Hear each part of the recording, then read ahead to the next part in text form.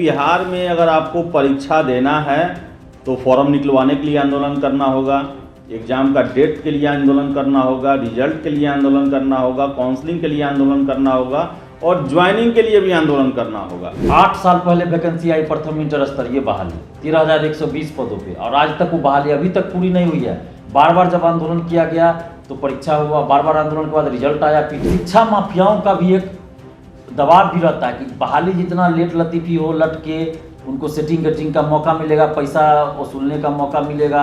अगर कोई वैकेंसी आए 6 महीना में पूरा हो जाए तो फिर दलालों को, शिक्षा माफियाओं को ज़्यादा मौका नहीं मिल पाएगा। शराब का बोतल मिल गया कहीं तो उस पर जाँच होता है, पूरा एकदम तह तक चला जाता है और नीतीश जी एकदम पीछे पड़े हुए हैं। लेकिन यहाँ जो युवाओं का भविष्य बर्बाद कर रहा है, बिहार का भविष्य बर्बाद कर रहा है, आखिर जो आदमी पैसा देके सेटिंग करके नौकरी में जाएगा वो क्या सही से काम करेगा? तो लूट खसुट करेगा, घुसखोरी करेगा। नमस्कार, आप देख रहे हैं द इंडिया टॉप। मैं हूं आदेशपुरी। 2020 का बिहार विधानसभा चुनाव का सबसे प्रमुख मुद्दा था रोजगार।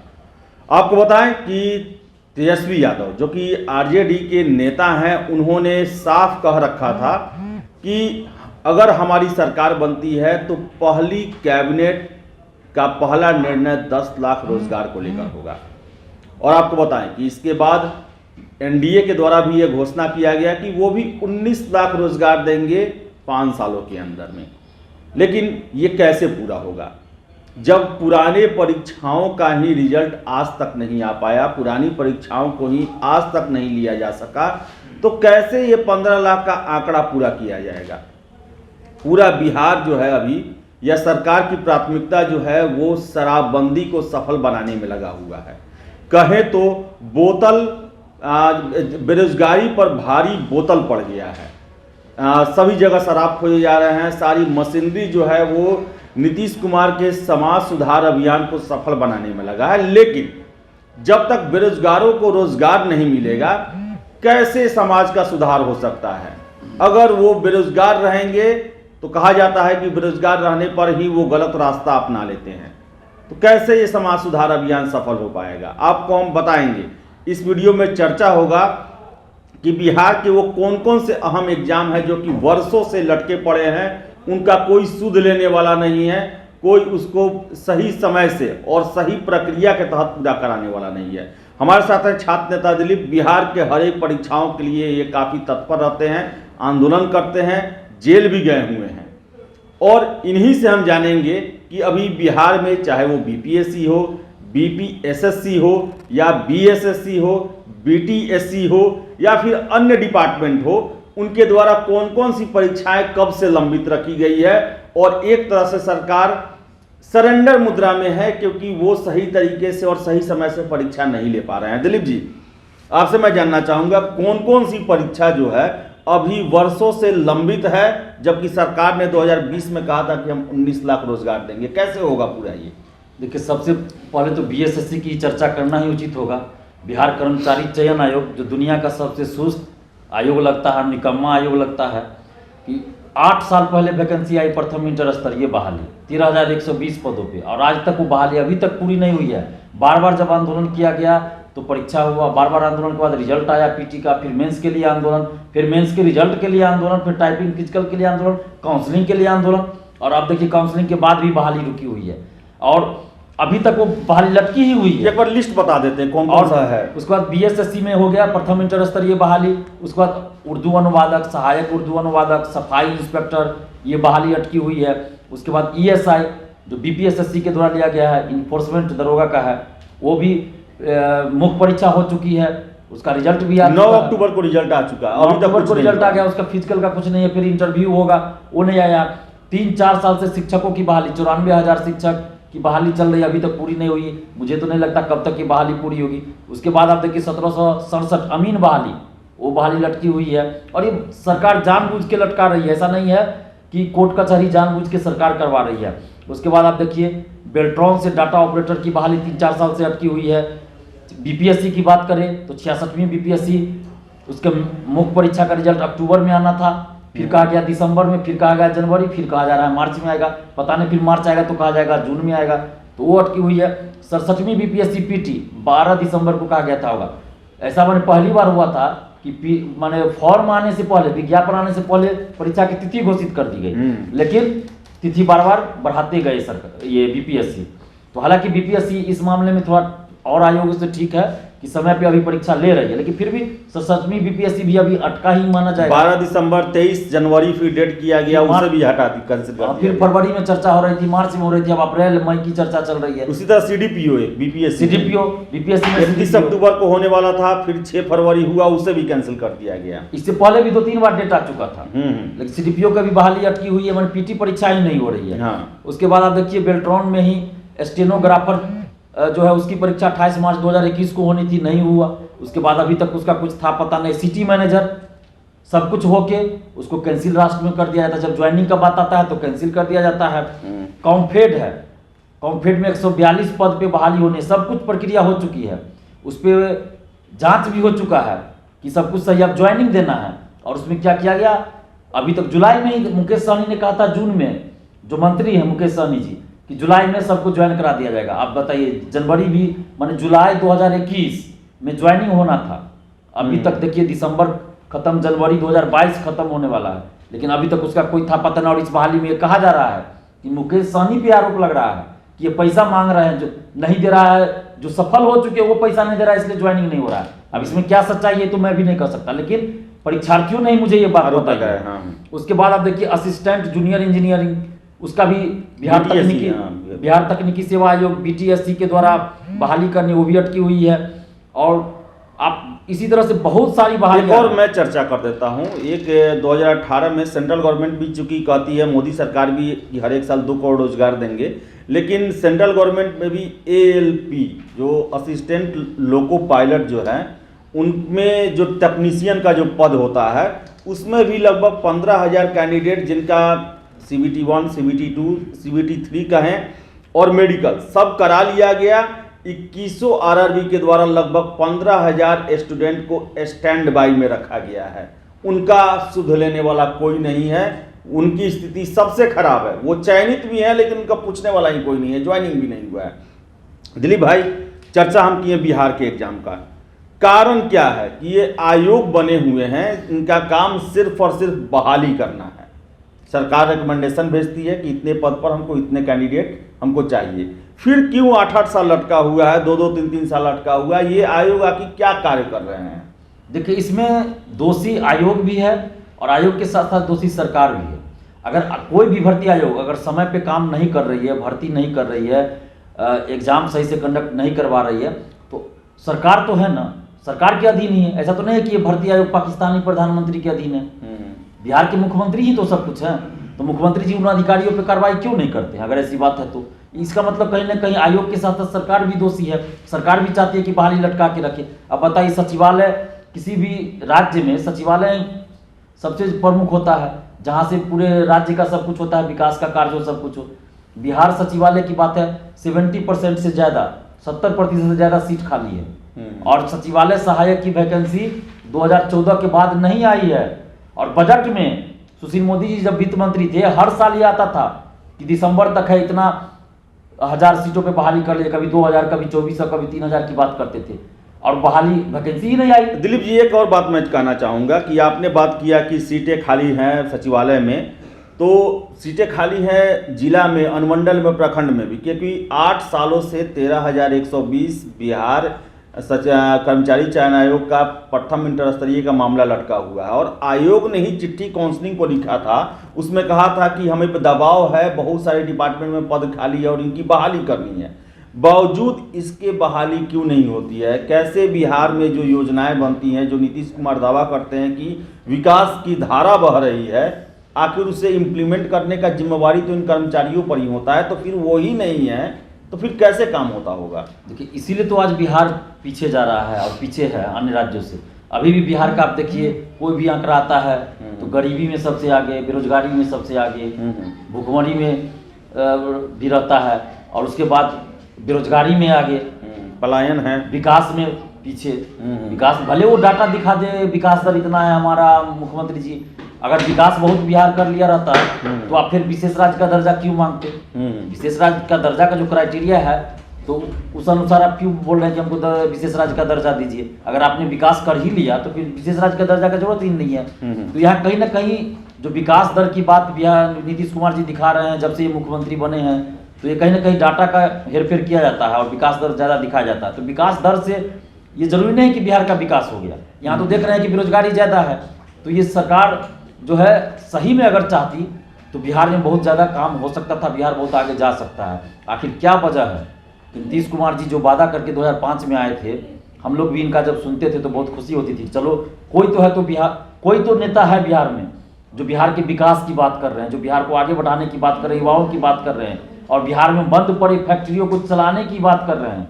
इनके हर भाषण में ये होता था कि मिथिला क्षेत्र में और मोतिहारी हो चाहे जहाँ भी हो कि बंद चीनी मिलों, पेपर मिलों को हम चालू करवाएंगे।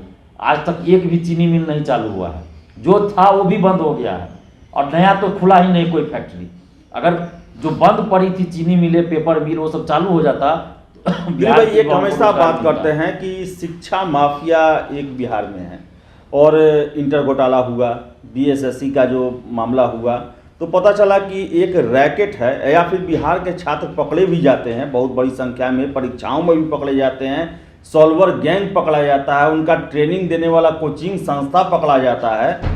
तो क्या लगता है कि एक बहुत बड़ा दलालों का, माफियाओं का वर्ग है और वही इन परीक्षाओं को बाधित करता है, संदेहास्पद बनाता है, विवादित बनाता है, जिसके कारण ये लटक जाती है। कौन कौन लोग हैं उसमें शामिल? देखिए, ये तो निश्चित आपने सही चीज़ कहा है कि ये शिक्षा माफियाओं का भी एक दबाव भी रहता है कि बहाली जितना लेट लतीफ़ी हो, लट के उनको सेटिंग गटिंग का मौका मिलेगा, पैसा वसूलने का मौका मिलेगा। अगर कोई वैकेंसी आए 6 महीना में पूरा हो जाए तो फिर दलालों को, शिक्षा माफियाओं को ज़्यादा मौका नहीं मिल पाएगा कि वो स्टूडेंट से कांटेक्ट कर पाएँ और उनसे पैसा लेके सेटिंग गटिंग करवा पाए। तो ये भी एक बड़ा है। और इसमें जो शिक्षा माफिया है बिहार में बहुत ज़्यादा है और इसको संरक्षण मिलता है नेताओं का, बड़े बड़े अधिकारी इसमें संलिप्त है, बड़े बड़े नेता संलिप्त है और ये लोग का एक गैंग चल रहा है, रैकेट चल रहा है। और यही वजह है कि आप देखिए बीएसएससी प्रथम इंटर स्तरीय बहाली में पेपर लीक हुआ था, हम लोग चिल्ला चिल्ला के बोल रहे थे, सचिव अध्यक्ष आके बोल रहे थे कि कोई आंसर वायरल नहीं है, जो वायरल है वो सही नहीं है, फर्जी है, लेकिन सही पाया गया ना, आज वो जेल में गए ना। लेकिन जब आप जांच ही नहीं करवाइएगा तो जांच क्यों नहीं सरकार करवाती है अधिकतर मामलों में? क्योंकि सरकार के लोग इसमें इन्वॉल्व है। बिहार दरोगा बहाली में देखिए 1717 दरोगा हो, 2446 दरोगा बहाली में पीटी में आंसर वायरल हुआ खुलेआम, हम लोगों ने सबूत तक दिया, 2446 बहाली में कोई जांच नहीं हुई। अगर जांच होती तब तो वो शिक्षा माफिया पकड़े जाते। और ये शिक्षा माफिया कौन है? इसमें बड़े बड़े नेता हैं, अधिकारी हैं और उसके बाद शिक्षक भी हैं, कोचिंग संचालक भी हैं, सभी शामिल है। और अभी आप देखिए ये 2213 दरोगा बहाली पीटी परीक्षा हुई, इसमें आंसर वायरल नहीं हुआ। हमने कहाँ कि आंसर वायरल हुआ? हमने एक बार भी नहीं कहा। अगर होता तो हम बोलते। अगर हमको रहता कि बेवजह सरकार को बदनाम करने के लिए हम बोलते या फिर आयोग को बदनाम करने के लिए बोलते तो हम 2213 दरोगा बहाली में बोलते कि आंसर वायरल हुआ है। जबकि वायरल उसमें भी हुआ था, फर्जी हुआ था, लेकिन हमने नहीं कहा। हमने जब तक हम कंफर्म नहीं हो जाते, मिल नहीं जाता, हम लोग बोलते नहीं है। जब सबूत रहता है तभी हम लोग बोलते हैं। 2446 दरोगा बहाली में सबूत था हमारे पास, तब हमने कहा कि आंसर वायरल हुआ, हमने आंदोलन भी किया। 2213 दरोगा बहाली में नहीं है सबूत आंसर वायरल का, हम कहाँ आंदोलन किए, ना कुछ बोल रहे हैं उसके खिलाफ। लेकिन जहां सबूत रहता है हम लोग बोलते हैं। तो इसमें शिक्षा माफिया है, कोचिंग संचालक भी है, निश्चित रूप से हैं। और इसके लिए कोई सबूत की जरूरत हम लोग को देने की जरूरत नहीं, ये तो जांच में भी सामने आया है। अभी जो हाल में नीट परीक्षा में जो सॉल्वर गैंग पकड़ा गया, पटना से पकड़ा गया, शास्त्री नगर से या पटेल नगर से, उसके बाद आपको बहुत जगह से पकड़ा गया और उसमें खुलासा हुआ कि कोचिंग संचालक इसमें शामिल है। इससे पहले भी हुआ है, इससे पहले भी बिहार के बहुत बड़े लोग पकड़े गए हैं जो कोचिंग संचालक थे, शिक्षा माफिया थे, पकड़े गए हैं। वो लोग सेटिंग में, मेडिकल के सेटिंग में पकड़े गए हैं। और बहुत सारे शिक्षक है तो कहते एक बार सीबीआई जांच करवाइए ना, आप दरोगे बहाली का करवा दीजिए, देखिए सिपाही बहाली में से करा दीजिए, बहुत बड़े शिक्षा माफिया सब पकड़े जाएंगे, नेता पकड़े जाएंगे। आप प्रथम इंटर एक और जब आप पकड़ने की बात कर रहे हैं, 11,880 सिपाही का बहाली हुआ, 650 के आसपास वैसे कैंडिडेट पकड़े गए जिन्होंने पीटी परीक्षा में बैठे नहीं थे, उन्होंने सॉल्वर गैंग को बैठाया था। बीएसएससी में भी फिजिकल में मामला आया था, बहुत सारी परीक्षाओं में आता है। लेकिन मुझे ये समझ में नहीं आता है कि पुलिस आखिर तह तक क्यों नहीं जाती है, छात्रों को गिरफ्तार करके जेल भेजने के बाद अपना काम भूल जाती है। लेकिन जब इस संगठित गिरोह को पकड़ना है तो उसके तार जोड़ने होंगे, वो क्यों नहीं बिहार में किया जाता है? देखिए, यही तो दुर्भाग्य है कि शराब का बोतल मिल गया कहीं तो उस पर जांच होता है, पूरा एकदम तह तक चला जाता है, और नीतीश जी एकदम पीछे पड़े हुए हैं। लेकिन यहाँ जो युवाओं का भविष्य बर्बाद कर रहा है, बिहार का भविष्य बर्बाद कर रहा है, आखिर जो आदमी पैसा देके सेटिंग करके नौकरी में जाएगा वो क्या सही से काम करेगा? तो लूट खसोट करेगा, घुसखोरी करेगा। तो सबसे ज़रूरत है कि प्रशासन में हो, कोई भी डिपार्टमेंट में हो, सरकारी अधिकारी कर्मचारी ईमानदारी से उसमें जाए, तभी वो ईमानदारी से काम कर पाएंगे। लेकिन यहाँ जब पकड़े जाते हैं लोग कि दूसरा के बदला में दूसरा एग्जाम दे रहा है, तो उसको तह तक कहाँ पहुँचा जाता है? उस पर अगर जांच हो तो क्या वो नहीं पकड़ा जाएगा कि कौन इसका मेन गिरोह का आदमी कौन है? पकड़ा जाएगा। लेकिन नहीं, क्या होता क्या है, जो पकड़ा गया उसको ले जाके जेल भेज दिया गया, वो बेल करा लिया, बाहर हो गया, वो केस भी नहीं चलता है। और बहुत जगह तो ये होता है कि पैसा देके छोड़ भी दिया जाता है, 2 लाख 4 लाख। भविष्य क्या देख रहे हैं अभी की ये बिहार सरकार की रणनीति, कार्य करने की प्रणाली, उसको देख के आप भविष्य क्या देख रहे हैं कि ये जो लंबी आप फहरिस्त गिनाएं, जिस परीक्षाओं के लंबित होने का, लटके रहने का, भ्रष्टाचार के आरोप का, धांधली का, इसका भविष्य क्या देख रहे हैं अभी के सरकार के कार्यशैली को देखते हुए कि ये कब तक पूरा होंगे, कितने ईमानदारी से पूरा होंगे?